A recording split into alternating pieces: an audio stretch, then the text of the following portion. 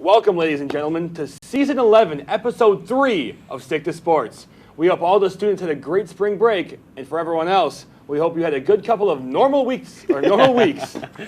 Tonight, we've got March Madness, the beginning of baseball season, and some historic NBA performances to talk about tonight. So, Mike, let's jump right in. Let's do it, boys. Roll it.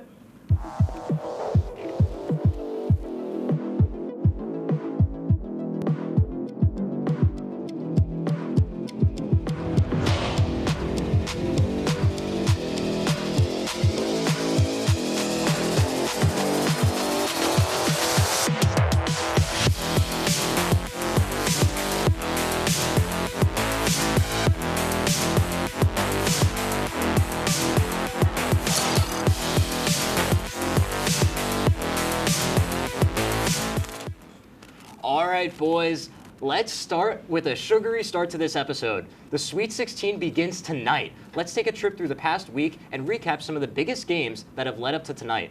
The reigning NCAA champs got bounced in the second round by the Iowa Hawkeyes last Sunday. The Florida Gators busted a lot of brackets in this matchup, failing to chase their dreams of back-to-back titles. Alex, I need to know, how did Florida manage to lose this early? Well, the biggest thing that Florida had going for them, Connor, was their overwhelming size. I mean, they had a center rotation of 4 people 6'11 or taller. Alex Condon, who is an amazing prospect, their leading scorer, 6'11. Olivier Rio, 7'9", this guy as a backup center. But throughout that whole game, Iowa looked like the more physical team all night. They disrupted Florida's chances at the rim. They forced Thomas Haw to shoot 3 of 11, 2 from 8 from the three-pointer. And Iowa basically said, we're going to out-physicality you. You better outshoot us. And Florida could not step up to the challenge. They didn't have a Walter Clayton-esque moment from last time around. And this game was kind of a microcosm, in my opinion, of Florida's season all year. They just couldn't find that clutch gene when it mattered most. Yeah, and on top of that, Florida made some, pretty costly mistakes. Their Ruben Chinlu had 4 fouls and was only able to play 19 minutes. He's the defensive anchor of that team. When you don't have your defensive anchor, you're the guy, you're kind of done for. And on top of that, Iowa was making easy layup after layup, and they had no way to solve it. Yeah, Sammy, and Iowa's bench doubling the points scored off the bench of Florida's, so another thing to add on there. Yeah, I mean, the streets are definitely saying that Big Ten basketball is more tougher, deeper, and more physical than the SEC. Just a really quick stat, 8 of the last 9 defending NCAA tournament champions did not reach the Sweet 16 that following year. So certainly something to keep an eye on as this trend continues to repeat year after year. Crazy stuff, Connor. But staying with the one-possession battle, St. John's barely fended off the Kansas Jayhawks, winning 67-65 on Sunday. Kansas was able to come back from a 13-point deficit in under 3 minutes to make it a back-and-forth game, but ultimately fell after a game-winning layup from Dylan Darling in the closing seconds. St. John's will face off against the Duke Blue Devils tomorrow night, and it will certainly be must-watch TV. Connor, I know you got a lot to say about Pitino's masterclass, so let me hear your thoughts on this bout. Oh, I love Glazing Rick, but first of all, from watching the Johnnies all year, I mean, you would not expect junior guard Dylan Darling to get the last shot in the game, especially if I told you that up until that point, he had not made a single shot. He was 0 for 4 from the field,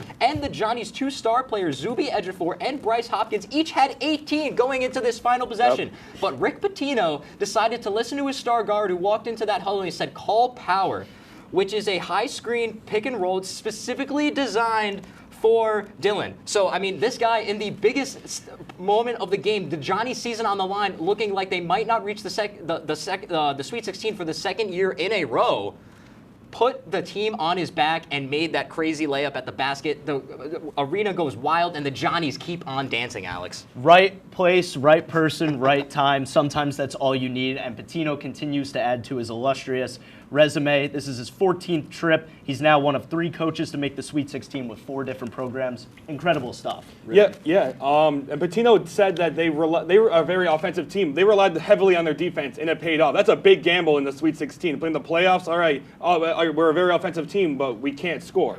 Let's rely on our defense. And I think that was a a great thing about Pitino. It shows that he's a good head coach. Yeah, fellas. And in other college hoops news, North Carolina fired head coach Hubert Davis after the Tar Heels' first-round exit to VCU. Davis's coaching tenure comes to a close after 5 years, despite having a 125-54 overall record.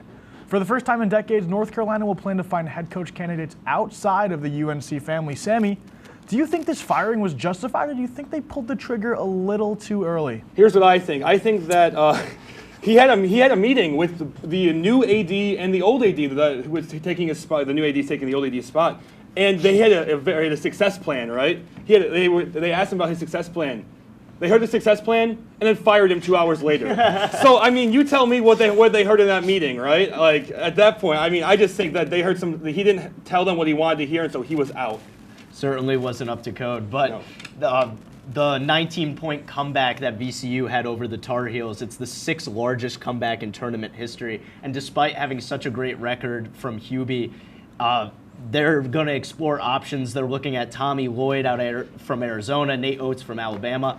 It's going to be interesting to see who takes over that job. Yeah, it's really going to be interesting. And at the end of the day, it just comes down to Hubert Davis's philosophy of recruiting and team building. He was going up to recruits and saying, hey, I want you to come here for 3 to 4 years, and I want you to grow first as a young man and then second as a basketball player. And in an era of NIL and the transfer portal where guys are actually getting paid millions of dollars to come to your school, that doesn't sell. There's a reason why the University of North Carolina, which is a blue blood, arguably a top 2 program, them and Duke, historically, there's a reason that they have not won a tournament game in the last 2 years under this guy. And there's a reason why every single year that he's gotten here since taking over for Roy Williams, they have finished farther and farther and farther away from a championship. Yeah, and plain and simple, guys, you can't first-round exit 2 years in a row. Not at a blue blood. No.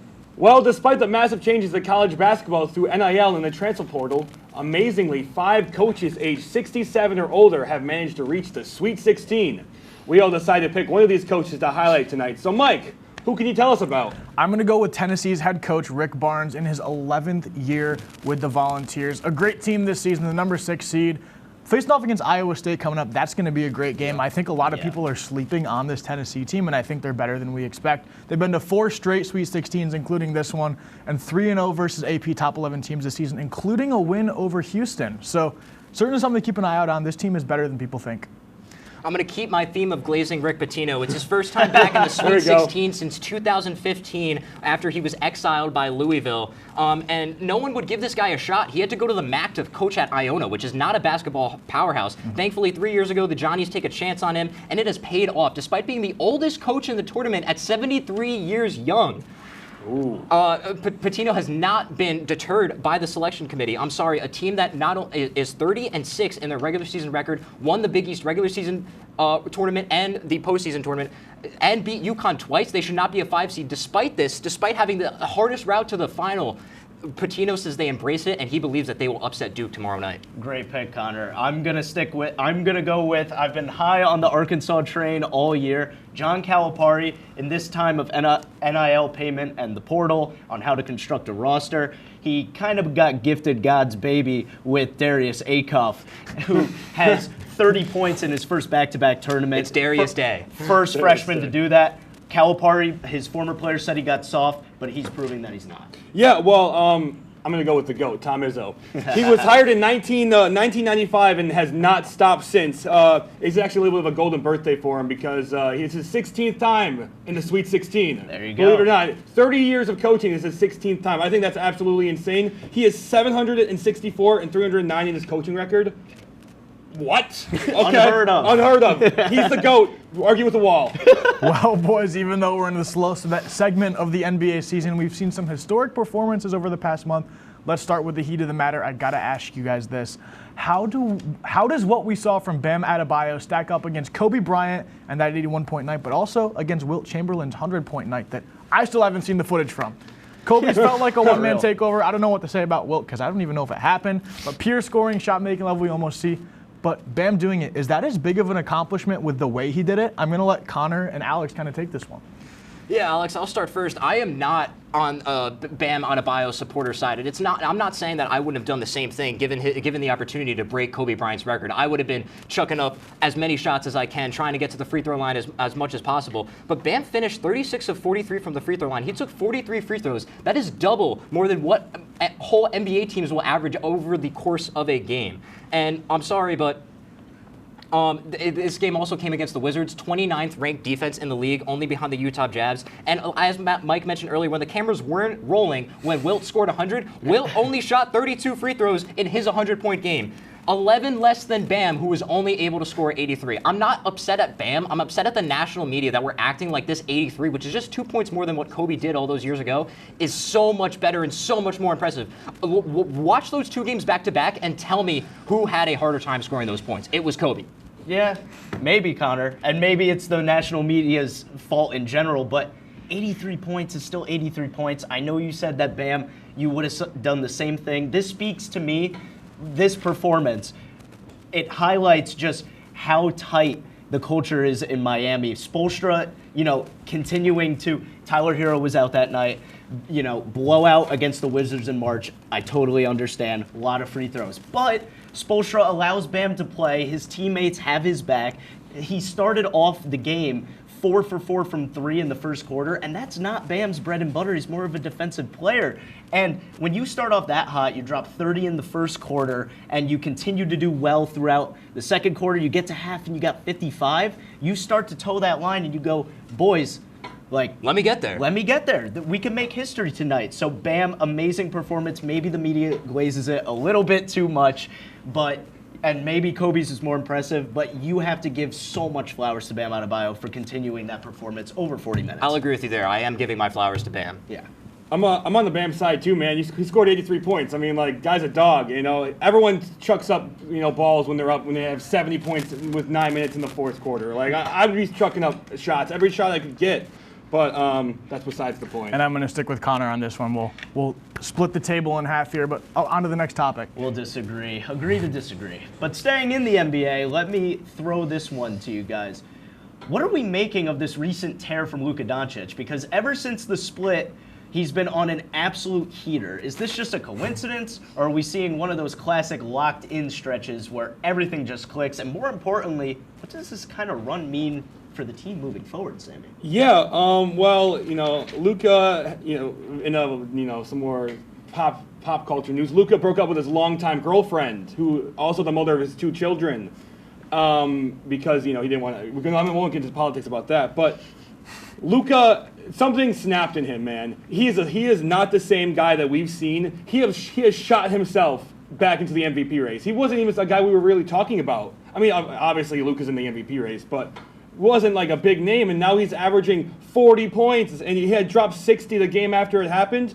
I think that this guy is unleashed. I'm gonna say unleashed. Luka unleashed. Yes, I mean, in his last 10 games, you mentioned 39 points, almost 40, but also 2 triple-doubles and 3 double-doubles recorded in that last 10 games. This guy is playing the best basketball of his career right now. Video game numbers. And it's not like he wasn't playing the best basketball of his career before this. He was still leading the league in scoring at 33.4 points per game. So this is not just coming out of nowhere where he's just magically been able to turn it on now that he has this extra motivation. If anything, this is taking him from an elite level to now one of the top 2 players in the league. Yeah, absolutely, Connor. And this is raising the Lakers' ceiling immensely. Yeah. They are one of the best clutch teams in the league. They have a net rating of 20.4, which is 3rd highest. They win 75% of their close clutch games. It's just been absolutely amazing to see, and I think LeBron might be officially passing the torch to Luka. But definitely that remains to be seen. But from the hardwood to the ice we go, as exactly 2 weeks ago today, we saw Ducks defenseman Kyle Gudas tear Toronto Maple Leafs captain Austin Matthews' MCL on a dirty knee-on-knee hit. Gudas was caught out of position, and rather than trying to block the shot, he deliberately drove his knee directly into Matthews. As Austin laid out on the ice in agony for over a minute, not one Leaf tried to go over to Gudas and drop the gloves to defend their captain. Connor, what's going on in Toronto? Yeah, Alex, this is a problem that the Leafs nation has been trying to figure out all season. This is a team that finished last season with 108 points. They're at the top of the Atlantic. I know they choke every year in the playoffs, but the regular season is supposed to be where they shine. I understand they lost Mitch Marner to Vegas, but that should not be enough for the other 3 members of your core 4 to just blatantly disappear. And for the majority of the season, the Toronto media was putting all of this blame on Austin Matthews. He was taking the hard questions game after game after game, and as he should. He is the team captain. But when you look at the captain of your team team literally have his season end on your home ice, nonetheless, and sit there on the ice in pain with his head down as the athletic trainer rushed over to him. And not one Leaf, not one of the other guys on that roster skated over to Kyle Gudas and dropped the gloves. And I understand that the refs got him out of there fairly quickly, but not one guy skated over after the game. And I'm sorry, even if Gudas gets ejected or suspended and he's not in the game anymore, you go after the next guy. You go after the star of that team. You go after whoever. I don't care. This is a sport of hockey where guys, there's an unwritten rule of like after a big hit gets made on your star player, it's expected that one of you go over and you drop those gloves. There's mic'd up clips that you could find on YouTube, on Instagram, of guys going over to each other and say, hey, you just got my guy there. Can you give me one? And they say yes, and they drop the gloves. It is a sport where fighting is not only a tradition, but it's a sense of honor and a sense of pride when you do that to stick up for your captain. And I'm sorry, it really just shows that Toronto might have alienated the one guy that actually cares in Austin Matthews, because by all means, that hit and him just staying on the ice shows that their collapse this year was not his fault. Yeah, well, I'm just going to go on to the Gudas hate for a little bit. This is the second team captain, major team captain, Olympic team captain that he's injured. He injured Sidney Crosby in the Olympics, so he might have a little bit of what's the word, bad blood with them, but yeah. Maybe just a tad. Maybe a little bit. But that will segue us into our third AJK's lay of the day. Today we got a 2-leg parlay. We are currently 1-1. Remember to tail responsibly on these picks. We are up 1.2 units to go. By the time that this is going out, that Arkansas game will be live. Our first leg, we have Arkansas plus 14.5 against Arizona. I expect it. Again, we're riding the Hogs train. Yeah. Oh yeah. Darius Acuff, keep it close within 14.5 points. And then I got Houston money line over Illinois. Again, going to be a close battle, but I trust Houston's resilience more. But that's going to be AJK's lay of the day, plus 115. Remember to tail responsibly. 1 unit on that. Put it in right now, though. Put it in right now. Put it in quickly. The game's about to go live. Yeah, start like Don't even right think. now. Just put it in right now. Put it in. now. But with All that right. being said, we are going to take a quick break. And when we come back, Mike will lead us into the fast break and recap the World Baseball Classic and opening day for the MLB. Stick to Sports. We'll be right back here on WTOP 10. All right, we got to come see it.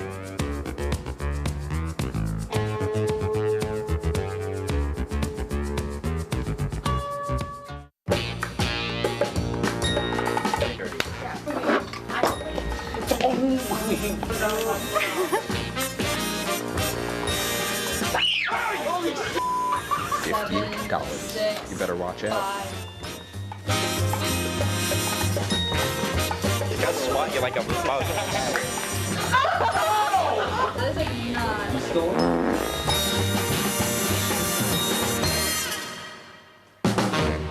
I'm scared of Joe with a bat. Okay. Okay. Let me show you because your team is a failure. You don't know how to score, right? Yeah. Ready? Yeah. Just like that. That's actually. Let me show you the Bronx Bomber way of doing it. Ready? Ready? I swear to God. Oh my Everyone. God. All right, put the bat down. All right. This number's like. Sorry, Joe. You're right.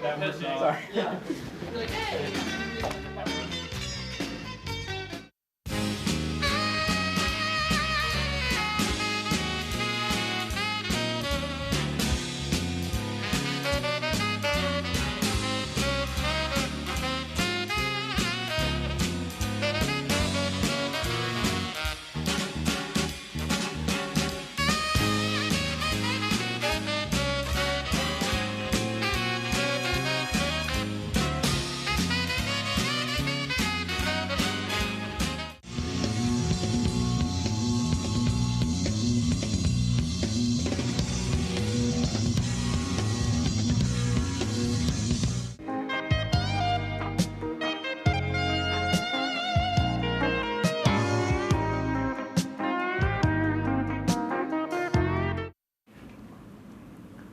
And welcome back to the Fast Break, where the pace is hot, but the questions are hotter. Fellas, let's dive right in.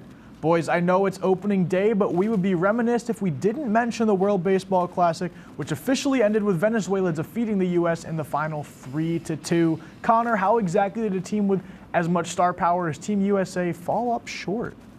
Yeah, Mike, the bats just went cold, and I understand that if you look up their overall stats for the tournament, they're going to be a little inflated because they played 2 games against Brazil and Great Britain, which are just not baseball countries. But they got shut down in their 4th exhibition game versus Italy's Michael Lorenzen. Any baseball fan knows that he is a fairly mediocre pitcher. And then against the DR, they honestly should have lost, only being able to score 2 runs, but they got bailed out by Paul Skeens in the bullpen.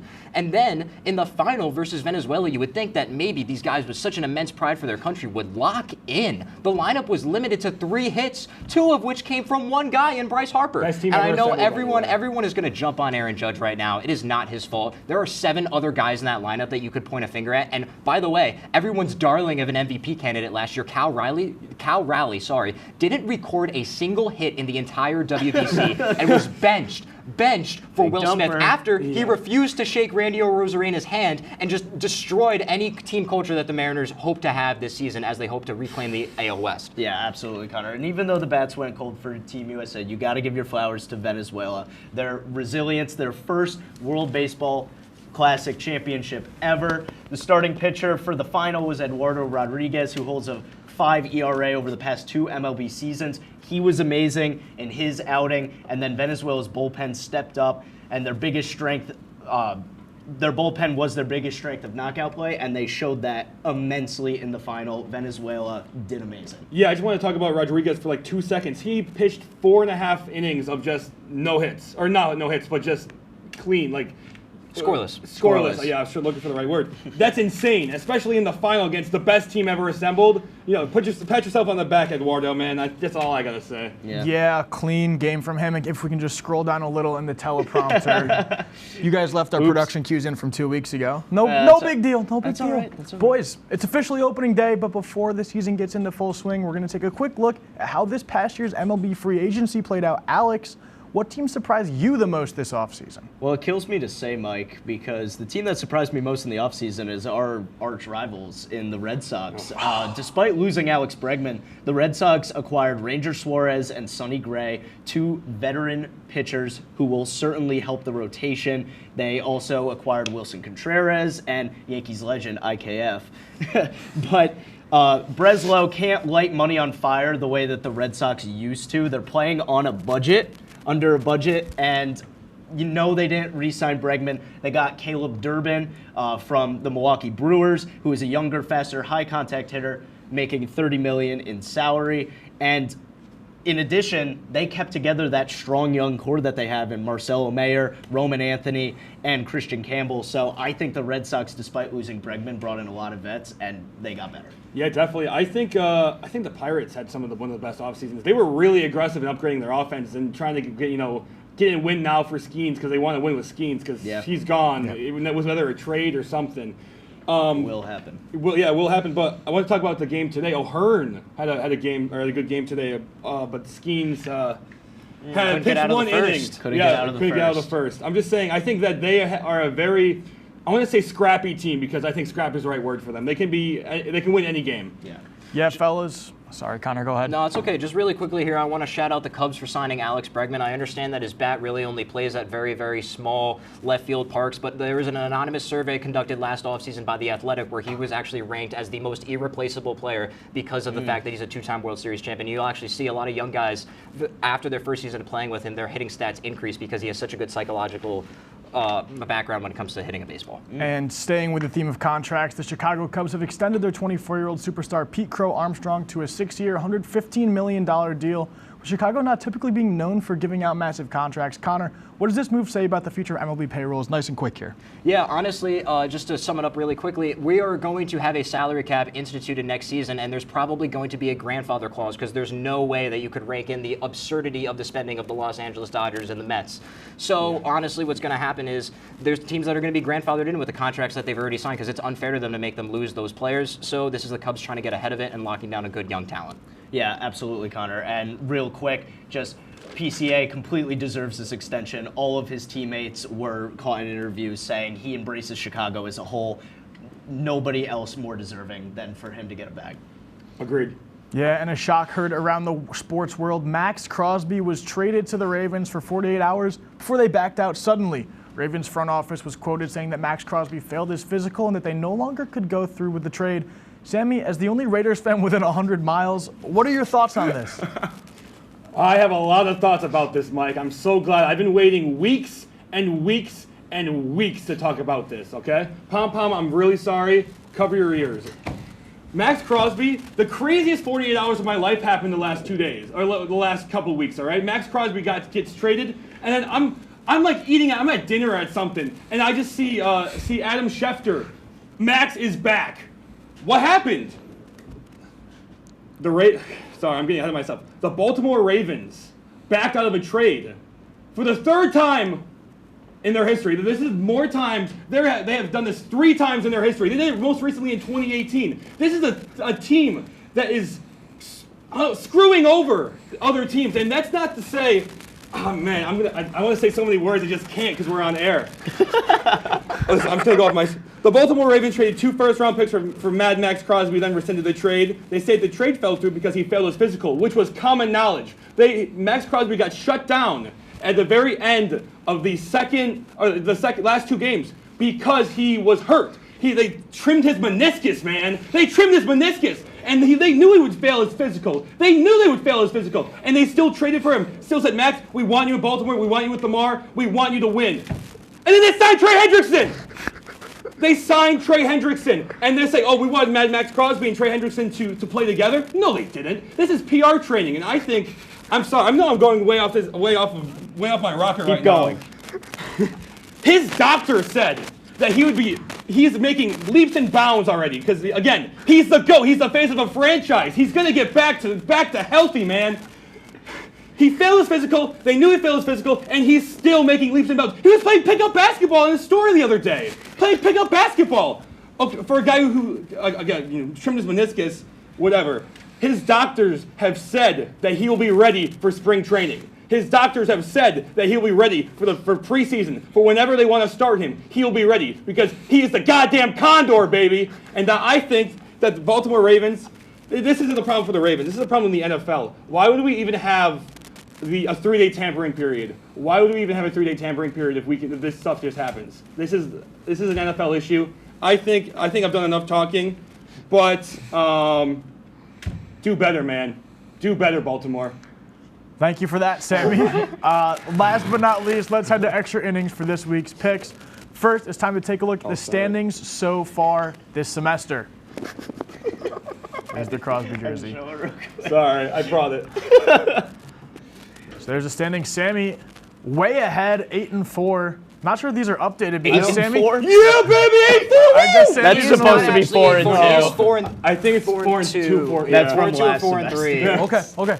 Well, take it away, Connor. The other rankings are correct. Me and Mike are tied at 3 and 3, and then Alex, even though he's won every single semester, he is in the basement right now. All right, but sorry, just had to get the rankings out of the way. But, well, guys, one of the biggest games of the Sweet 16 is on tonight. Number 1 Arizona takes on number 4 Arkansas. A clash of titans tonight. Alex, can David beat Goliath, or will Tommy Lloyd keep the ship afloat?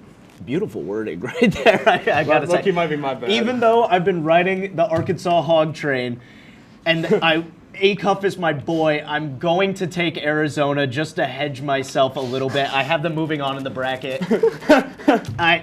Their size and physicality is overwhelming, and I'm going to take Arizona to win by 10. Yeah, I'm taking Arizona too. I have nothing to say about that. They're winning. I'm taking Arizona by 10 as well. Wow, all right. I'll be the only guy with a spine here. Hog I'm going to take Rider. Hog Rider. It is Darius Day, all right? It is. Darius Aicliff might just be the best guard to ever play for John Calipari, and I'm sorry, there's enough Kentucky players in the NBA for there to be a USA versus Kentucky All-Star format. Respect. Stand on business. Stand All on. right, boys, we got to fly through these last two. Keep it in the Sweet 16. The next game we got is another matchup between the 1 and 4 teams, Michigan versus Alabama. Sammy, will Michigan continue rolling, or can Bama overtake the Wolverines? Who's that coming down? I'm just kidding. Give me Michigan, baby. Yes, great pick. Michigan's winning, bro. I also got Michigan here. I think Alabama has overperformed a little bit. They're still a really explosive team, but I think Michigan will rattle them in. With Dusty May as head coach, it is great to be a Michigan Wolverine. I'm Michigan 81-79. It's going to be close, though. In the words of so many people, I don't give a piss about nothing but the time. Give me Alabama. Love it. And finally, ending our Sweet 16 picks tonight is the UConn Huskies versus the Michigan State Spartans. A masterclass of a head coaching battle. Go Tom Izzo. Connor, who do you see taking this game? Well, I know we glazed Tom Izzo earlier in the show, but Dan Hurley is the better coach. That man is a psychopath. Just because he's younger, that's why he wasn't included in our UNC statement. But I have UConn here by a score of 74-68. I don't think it's going to be close. I think Hurley's better. Sammy, I'm rolling with you. Tom Izzo all the Yep. way. MSU. Izzo, baby! Elite Eight. It's Izzo season. It's Izzo time. He's winning a natty. It's time. I guess we're going to split the table again because I'm going with UConn. The Huskies are back in the D1 basketball scene. But that's all we have time for on Stick to Sports here. Be sure to tune in 2 weeks right here on WTOP 10. Good night, everybody. Bump cam.